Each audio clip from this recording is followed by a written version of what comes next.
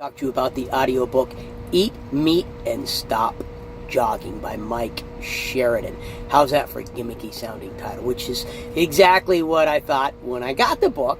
I got the book due to the title. It was either going to be gimmicky and something I would return, or it was going to actually have a unique perspective.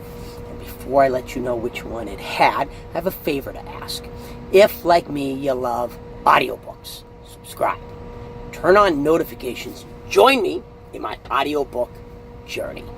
Now, to this book, as I said, I got it 100% due to the title, which was like so gimmicky. The book had to be cheesy. I just knew this was going to be a cheesy piece of crap book that I'm going to get a good laugh at, probably end up returning, not really get anything out of the book. The book surprised me. The author, Mike Sheridan, addresses several different fallacies that he believes are fitness fallacies. Some of them, each chapter addresses a specific fallacy.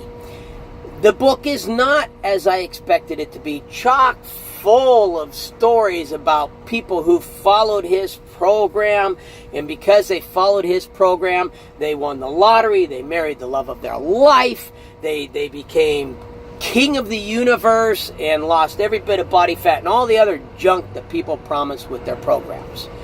Not a single story in this book. It was, I don't want to say dry, but it was more like a college course than a cheesy book. It was chock full of statistics and data and information. Each chapter, there were no stories about this person followed this and had these amazing results. There were stories about studies that had been done. There were stories about how the fallacy came to be and the flawed science behind that fallacy. For instance, the fallacy that fat is bad for you, that fat causes heart disease. The stories about Ansel Keys, I think is his name. I've heard it before through several different authors. There were several fallacies that have been addressed in other books, and I expected, based on the title, to find in this book fallacies about how eating meat is bad for us. Fallacies, about how, jogging and steady state cardio is good for us. However, there were some very surprising, according to the author, fallacies addressed in this book. And with all of them, as surprising as they were, the evidence that the author brought forth truly backed up his position. I'll give an example. According to the author, a high fiber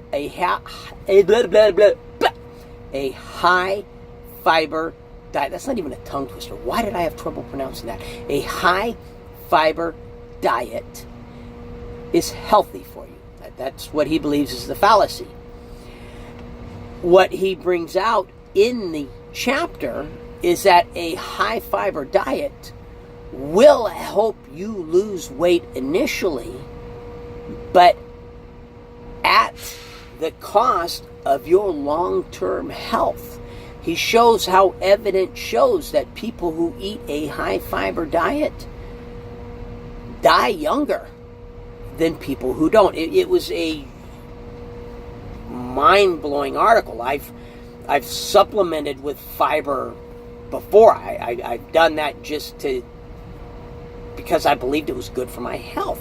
Well, according to the science he brings out, and I've not taken the time to research it yet, but according to the science that he brings out, that's not true.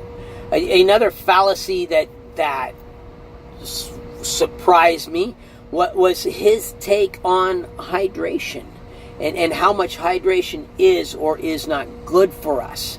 And a lot of what he talked about in that chapter rang true. I like doing the Spartan races, and you've always got water stations throughout the Spartan races.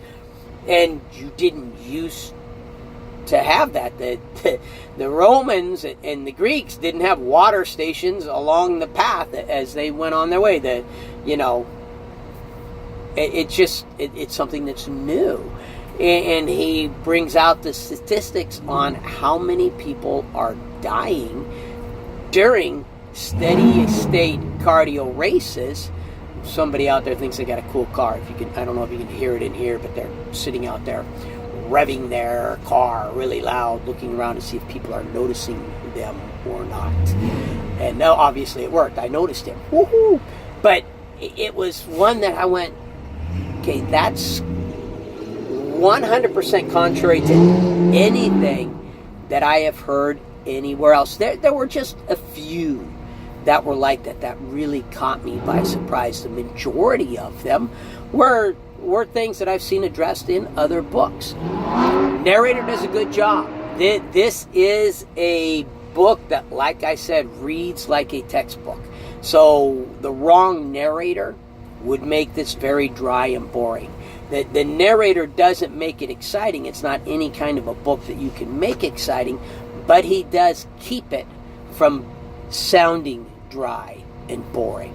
There's no mature or adult content whatsoever in the book. Like I said, it reads like a college textbook. It is really what it reads like. Now, if you like this video, hit the like button. If you like my channel, subscribe, turn on notifications. Most importantly, no matter what else you do today, make sure that today you listen to at least one really good book. And in case you were wondering, yes, I actually do highly recommend Eat Meat and Stop Jogging. Oh, one thing, the very end of the book, the very final 2-3 minutes of the book, he puts out an advertisement for what I thought was his program, Live It, Not Diet. The way he talked about it, and it's only the final 2-3 minutes. It's not long at all. It actually catches you by surprise when he goes into it, because it hasn't happened before. I thought it was going to be an online program, so I went online to research it, and all I can find online is a book he has written by that title, which I will get at some point in time in the future and review for you. That's it. Thank you. Have a good day.